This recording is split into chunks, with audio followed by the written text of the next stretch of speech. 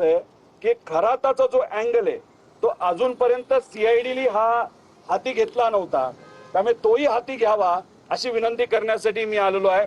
आता याच्यामध्ये एक फोटो तुम्हाला दाखवतो. हा आहे अजितदादांचं काटेवाडीचं घर. ही ती विहीर आहे, त्याच्याजवळ एक कोणाची तरी शेती आहे. त्या शेतीला हे एक बकरी मारून आणि पूजा करून हे 28 तारखेच्या आधीच तिथं टांगली होती. आता फक्त हाडं आणि काही थोड्या प्रमाणात मांस हे तिथं आहे. आम्हाला जी माहिती कळालेली आहे आणि त्याबद्दलचं आम्ही नमूद केलेलं आहे, बारामतीचा एक छोटा कुठला तरी नेता आहे जो खराताच्या सातत्याने संपर्कात होता आणि अजितदादांच्या जे काही पक्षातले प्रमुख जे नेते आहेत जे खराताच्या संपर्कात होते त्या लोकांबरोबर काही आर्थिक संबंध या छोट्या नेत्याचे आहेत. काटेवाडी हे जे घर आहे त्या घराचे जे काही आपल्याला पगार द्यावे लागतात, पेमेंट करावे लागतात, त्याच्यामध्ये हा छोटा नेता कुठेतरी इन्व्हॉल्ड आहे असं आम्हाला कळतंय. आणि ह्या सगळ्या पूजा एक काटेवाडीच्या घराच्या बाहेरची आणि तिथं सहयोग नावाचं घर आहे त्याच्या बाहेरची पूजा या छोट्या नेत्याच्या माध्यमातून केली असं आम्हाला कळतंय. आम्ही काळ्या जादूवर विश्वास ठेवत नाही, आम्ही भोंदूगिरीवर विश्वास ठेवत नाही. पण या मागचा हेतू काय होता? दादांच्या तिन्ही घराबाहेर म्हणजे एक काटेवाडीचं घर, बारामतीचं घर आणि देवगिरी बंगला या तिन्ही घराच्या बाहेर अशा प्रकारच्या पूजा का झाल्या? मग खराताच्या अकाउंट मध्ये 27, 28 आणि 29 जानेवारीला उलाढाल का वाढली? आणि मग त्याच्याच बरोबर एक कुणीतरी व्यक्ती शेतकरी जेव्हा खराताला 27 का 26 जानेवारीला भेटला होता तेव्हा पवार परिवाराच्या प्रेमापोटी त्या शेतकऱ्याला पवार परिवाराबद्दल सगळं नीट होईल का असं विचारल्यानंतर खराताली त्या एका साध्या शेतकऱ्याला, ते सुद्धा द्राक्षाच्या शेतकऱ्याला असं सांगितलं असं आम्हाला कळालंय की पुढच्या काही दिवसांमध्ये पवार परिवारावर फार मोठा आघात नाही तर अडचण होऊ शकते. हे सगळं जे आहे याच्यात पण इन्व्हेस्टिगेशन सीआयडीने करावं असं आम्ही इथे असणाऱ्या अधिकाऱ्यांना म्हणजे खुर्चीला तिथं खरं तर सांगितलेलं आहे. इथं मोकळी खुर्ची जी होती त्याला आम्ही विनंती केलेली आहे.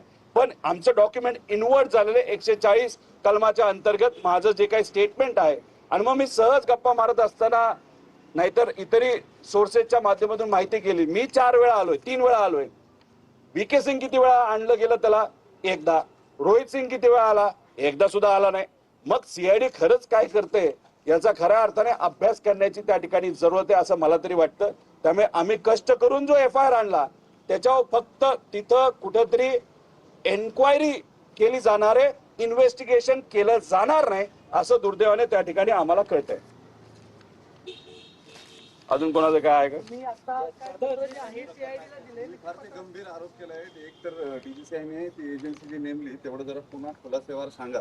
ती एजन्सी कुठली आहे, नेमकं ते काय काम करेल हा एक भाग. आणि दुसरं काटेवाडीचा पत्रा जो टांगलाय बाहेर, छोटा नेता आहे नेमका काय पार्श्वभूमी त्या छोट्या नेत्याची, कोण आहे नेमका? राजकीय नेता आहे, बारामतीचा आहे, छोटा नेता आहे असं आम्हाला कळालंय. जो खराताच्या संपर्कात होता, खराताकडे जाऊन पूजा सुद्धा करत होता आणि दादांचे जे काही नेते जे कुणी खराताच्या संपर्कात होते त्या नेत्यांबरोबर आर्थिक व्यवहार त्या छोट्या नेत्याचे असतील असं आम्हाला त्या ठिकाणी कळतंय.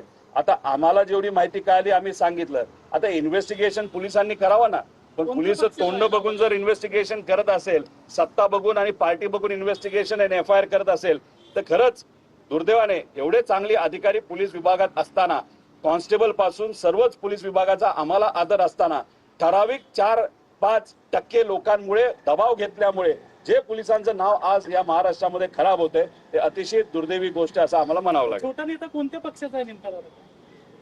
आता दादांच्याच पक्षाचा असू शकतो असं आम्हाला त्या ठिकाणी कळलेलं, अजून नाव कळलं नाही, पण त्या बाबतीतलं नाव आम्ही काढायला बघितलेलं आहे. आम्ही फोटो सुद्धा बघतोय. काही अजितदादांच्या मोठ्या नेत्यांच्या करंगळ्या कापल्या होत्या, अंगठे कापले होते. अजून छोट्या नेत्यांचं कोणाचं काय कापलं होतं का म्हणजे जे दिसेल असं म्हणजे अंगठा वगैरे हे आम्ही थोडं त्या ठिकाणी शोधतोय. ते फोटो आमच्यापर्यंत आल्यानंतर मग आम्ही लिंक लावण्याचा प्रयत्न तिथं करू.